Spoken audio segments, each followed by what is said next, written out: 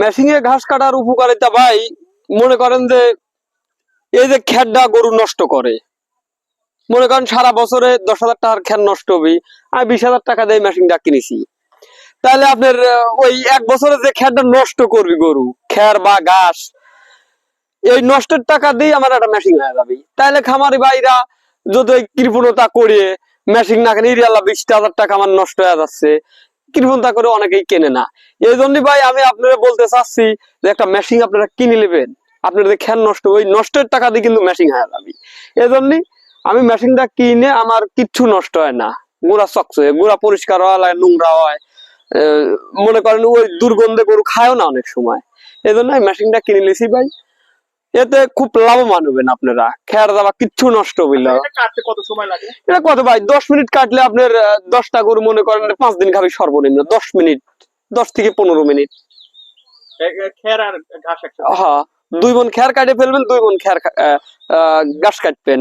ঘাসটা তো একদিনই কাটে থোয়া যায় না ভাই, নষ্ট হয়। মনে করেন আজ কাটলেন, কাল খাবি, পরশু খাবি, 3 দিন খাবি। আর খের তো সারা মাস তুই আপনি কেটে খাবেন, সমস্যা নাই, 20 মিনিট আপনার অবস্থা হলে হয়ে গেল। বিদ্যুৎ খরচ কেমন? 5-10 টাকা খরচ হয়, খুব যশ সামান্য। মানুষ মনে করে ইরে আল্লাহ কত টাকার দিন বিদ্যুৎ বিল, আসলে কিন্তু তা না।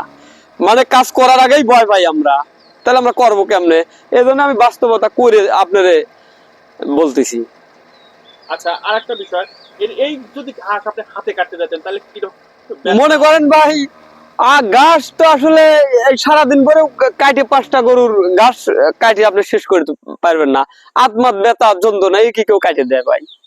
ও আপনি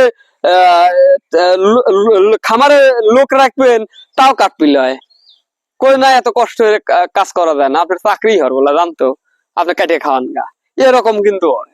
আপনার অভিজ্ঞতা এরকম? হ্যাঁ, আমার অভিজ্ঞতা এরকম হয়েছে। লেবার নিছেন, সে কাটতে চায় না, ঘাস কাটা যায় না, মাটি কুফান যায়, তাও ঘাস কাটা যায় না, আপনি কাটে খাওয়ান গা, তো হাত ব্যথা হয়ে গেছে।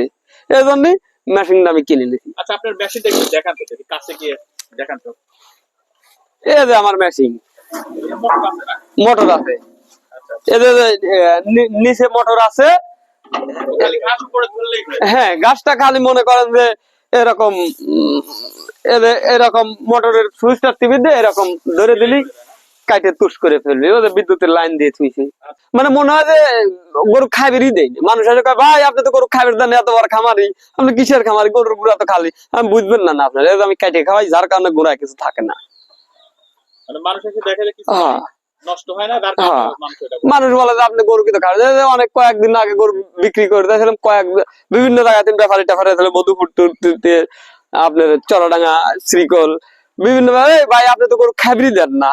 আগে খাবার দেয় না, গরুকে এমনি এমনি হয়েছে নাকি? গরু আমার নষ্ট হওয়ার কোনো সুযোগ নাই।